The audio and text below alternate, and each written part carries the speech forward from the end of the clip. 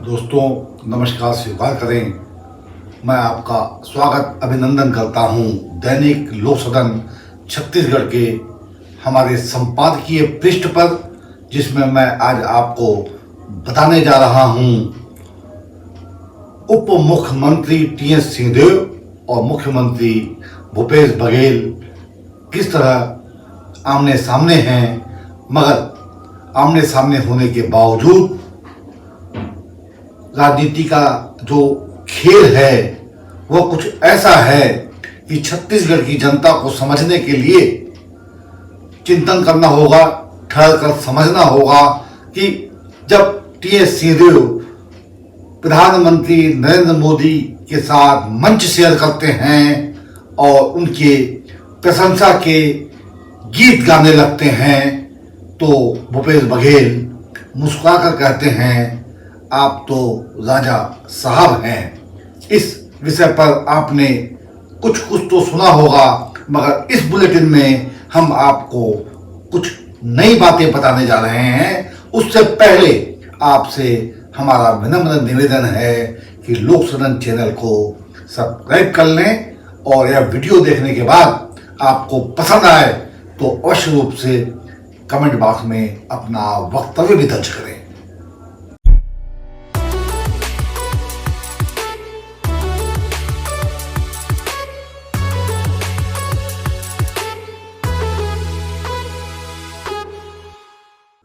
दोस्तों, आज सवाल है छत्तीसगढ़ की राजनीति और अस्मिता का।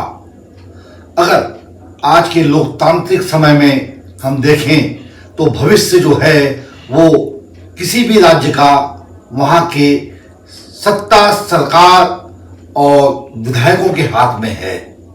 अब अगर हम आपसे बात करें नरेंद्र मोदी की, तो 14 सितंबर 2023 का वह दिन था जब रायगढ़ में 600 करोड़ से अधिक राशि की योजनाओं को लेकर के आप छत्तीसगढ़ आए और आकर के आपने लोकार्पण किया रेलवे परियोजनाओं का।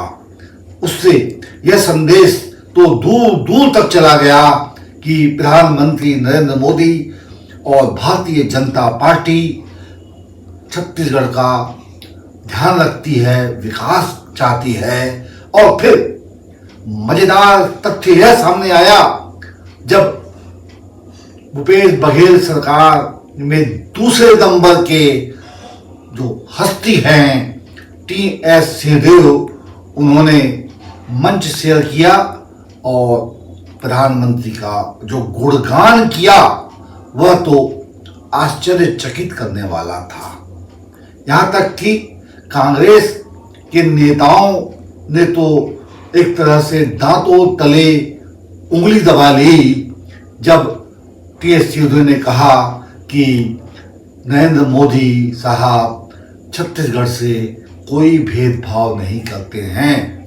छत्तीसगढ़ की राजनीति को जानने समझने वाला कोई भी आदमी, कोई भी शख्स यह समझ सकता है कि जिस तरह भारतीय जनता पार्टी केंद्र में विपक्ष के जहाँ जहाँ शासन है वहाँ किस तरह भारी तरीके से दमन भी करती है, ईडी भी भेजती है, सीबीआई भी भेजती है, और जो मद मिलना चाहिए वह तो उन्हें मिलता ही नहीं है। इसी बात को भूपेश बघेल ने मुख्यमंत्री के अपनी जुबान से बार बार कहा है कि छत्तीसगढ़ को जो राशि मिलनी चाहिए, खासतौर पर खनिज की, डीएमएफ की, वह तो नहीं मिल रही है। उन्होंने लगातार पत्र भी लिखे हैं, मगर आश्चर्य, टी.एस. सिंहदेव का गुणगान।